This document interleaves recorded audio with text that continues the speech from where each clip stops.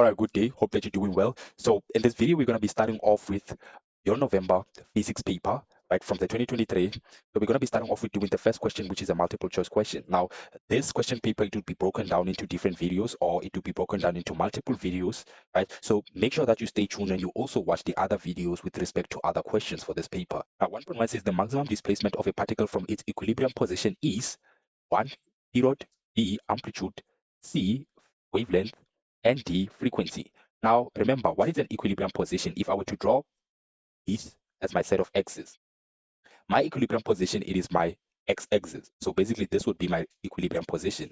Now, they say the maximum displacement of a particle from its equilibrium position. Now, remember, the distance from your equilibrium to your highest point, right? If you have a wave, they would represent your amplitude.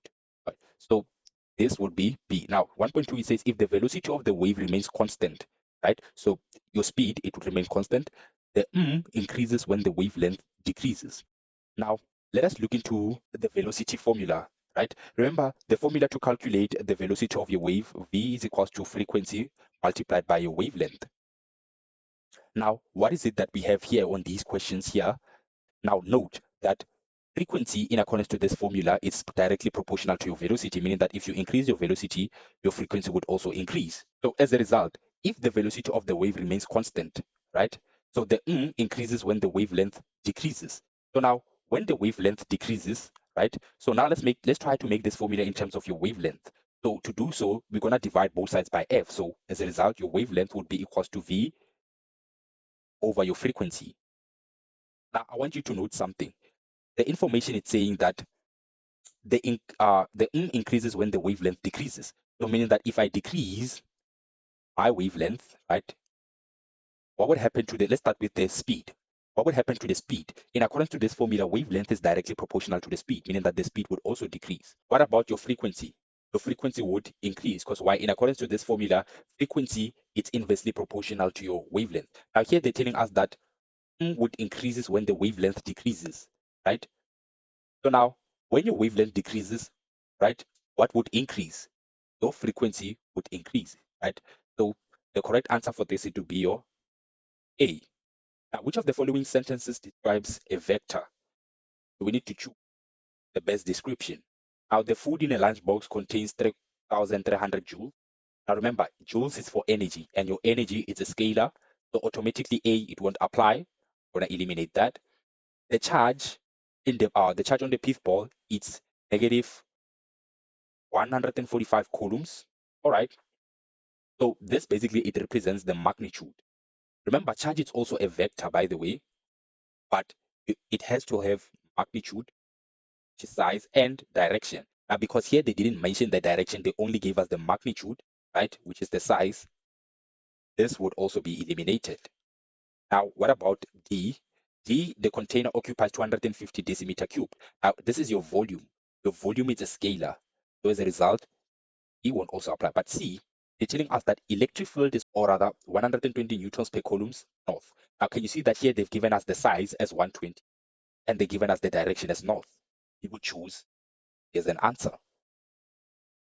1.4, in the diagram below, Matthew's house is the reference point and the positive direction is to the right. Now, what is the position of the school relative to Matthew's house? Now, this is this. And now the question they're asking us the position, right, of the school relative to Matthew's house. Now, they're telling you that to the right it's positive, meaning that towards that direction it would be negative. Now, can you see that if you make, right, Matthew's house a reference point? Now, what is a reference point? Reference is where you would start. So if you start here, if this is your reference point, when you go into the school, you're going to be going to the left, so meaning that you're going to be going towards the negative direction. Now, in terms of meters, so the distance from here is 250. Now, from here it's another 250. So total, it will be 500 meters. But because we're going to the left, right, this would be negative 500 meters. Now, 1.5, a negatively charged plastic ruler is brought closer to a small piece of a paper, but does not touch them. If the ruler and papers are now attracted to each other, the original charges on the paper is, all right. So basically here we have a ruler is brought closer to your papers. Now, they're telling us that if the ruler and the papers are now attracted to one another, what would be the original charge on the paper? So your ruler, when it's brought closer to small pieces of paper, right? Let's say this is your ruler, right? So basically, it would have both positive and neutral charges, right? So basically, it would be more neutral, but it would also have a bit of positive charges. It wouldn't be neutral only. It would be neutral, and also it would have positive charges. So the correct answer for 1.5 would be D. Now, 1.6, they're telling us that, all right, the potential difference between 2 points in an electric circuit is 17,400 volts. So this is the voltmeter. Now, a power source transfers the power, it's 400,000 joules in accordance to this information. The voltmeter reading was 17,000 V, 17,400. Now, a power source transfers 400,000 joules of energy, right, when moving a certain amount of charge between 2 points.